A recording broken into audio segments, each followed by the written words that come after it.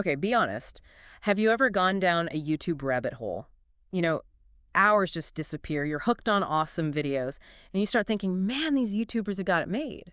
But how do they actually make a living from it? Like, how do they go from just hitting upload to actually, getting paid? That's the question, right? And it's probably not as easy or glamorous as it seems. Exactly. So we're diving into this Shopify article all about how to make money on YouTube, and it's full of real strategies, not just hoping your video goes viral. Yeah, it's really interesting stuff, actually. We're talking about practical steps that anyone can take, whether they want to be a full-time YouTuber or are just curious about the business side of it. I love that. So they start with the YouTube Partner Program, which seems like the key to everything, but you need 1,000 subscribers and 4,000 public watch hours just to apply. 4,000 hours is like a lot of watch time. It's a ton. Yeah. Building an audience takes some serious time and effort. But the article actually walks you through applying to the partner program, which I thought was pretty cool. Oh. The thing is, it's not only about those ads that play before videos. Wait, really? Isn't getting into the partner program all about getting those ads on your videos? Well, it's a big part of it, but there's more. The partner program also gives you other ways to earn money, like YouTube Premium revenue. Have you heard of that? It's where people pay to skip ads. Oh, yeah.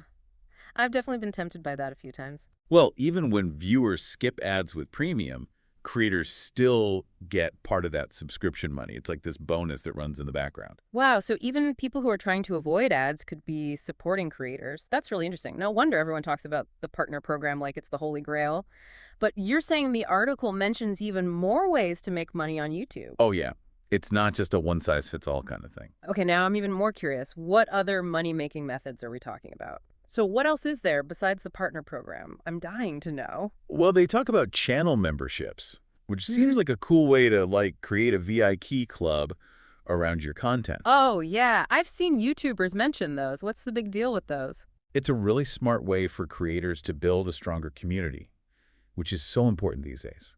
The article was saying that it's not just about letting fans support you directly, though that's obviously a big part of it. Right, because then it's like you have that direct connection. Exactly.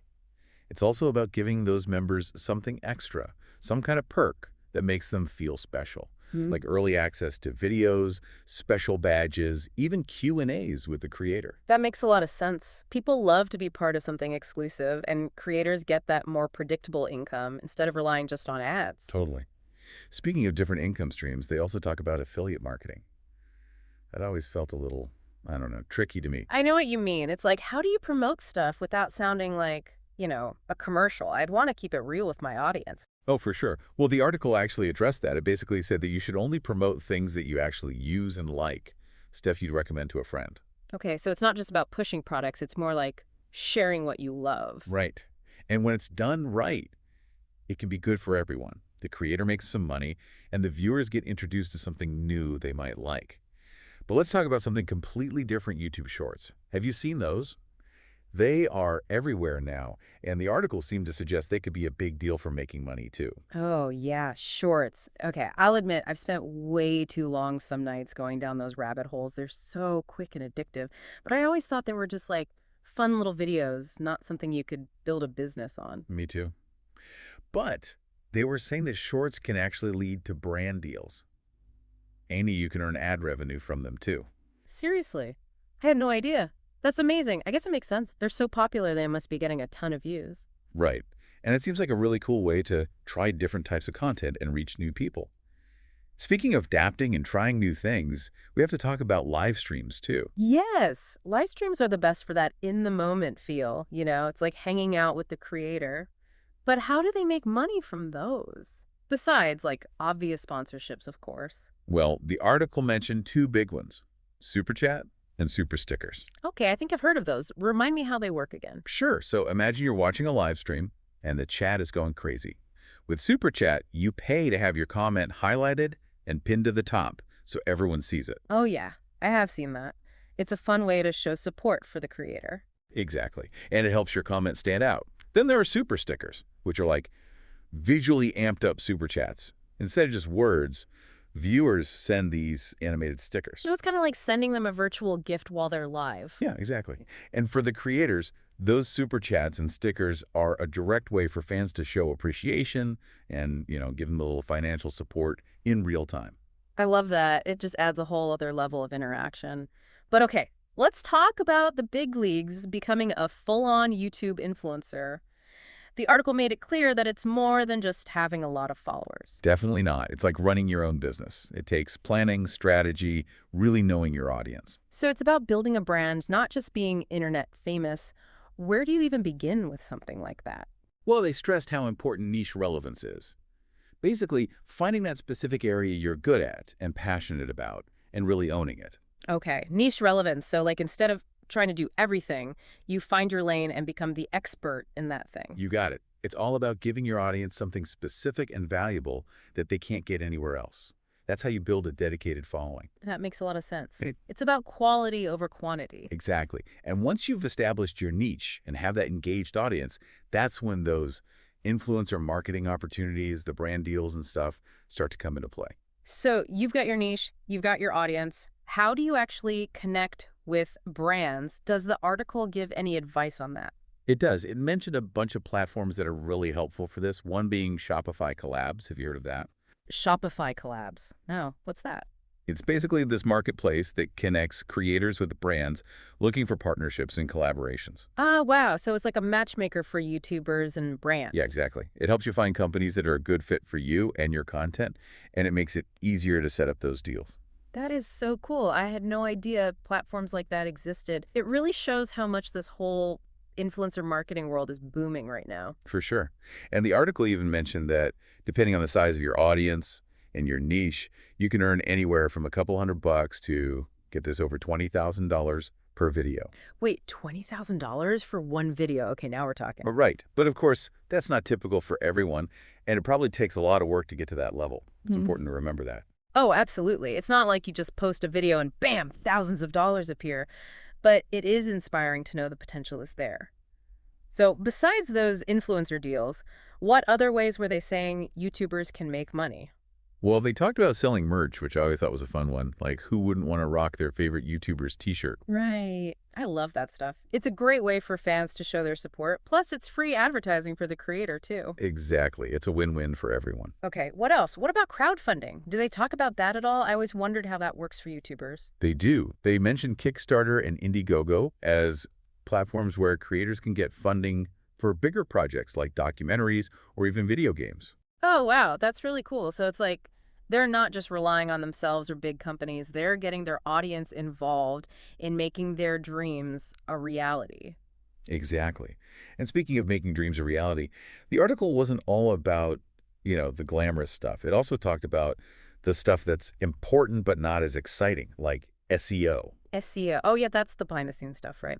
Can you explain it for those of us who aren't like tech experts? Yeah, basically it's making sure that your videos are easy for people to find when they're searching for stuff on YouTube. So like using the right keywords in your title and description so more people actually click on your videos. Exactly. And they even suggested looking at what other popular YouTubers in your niche are doing and learning from them. It's all about getting your videos seen by as many of the right people as possible. Which makes total sense. I never thought about it that way. It's not enough to just create great content. You got to be smart about how you share it too. 100%. And another thing they emphasized was writing really strong video descriptions. Oh yeah, descriptions. That's something I always forget about. What did they say about those? Basically, they said it's important to make them both informative and engaging. So you want to clearly explain what your video is about, but also hook the viewer and make them want to watch it. Okay, so find that balance between giving information and making it sound fun and interesting. Exactly. They even suggested adding a call to action at the end, like asking people to leave a comment or subscribe. Oh yeah, like what do you think? Or don't forget to hit that subscribe button. Classic. This is great. I'm learning so much about what goes on behind the scenes of a successful YouTube channel. Me too. This article is a goldmine of information. It's amazing how much thought and strategy goes into it. It's definitely more than just, pressing record and hoping for the best. For sure. You really do have to treat it like a business. Absolutely. It takes passion, dedication, and a willingness to learn and adapt, but the payoff can be huge. Totally. And you get to be your own boss, create your own schedule, and make content you're really excited about. What could be better than that? Seriously. Okay, but besides those specific tips, what really stood out to me from this whole article was the emphasis on authenticity. Oh, 100%. From choosing the right affiliate products Hmm. to making content that truly reflects your interests. It kept coming back to that idea of being genuine. And I think that's so important. People can tell when you're not being real, and they're drawn to creators who are relatable and authentic. Totally. Because when you're genuinely passionate about what you're creating, it shows and it resonates with your audience on a much deeper level. It's like that saying, do what you love and you'll never work a day in your life.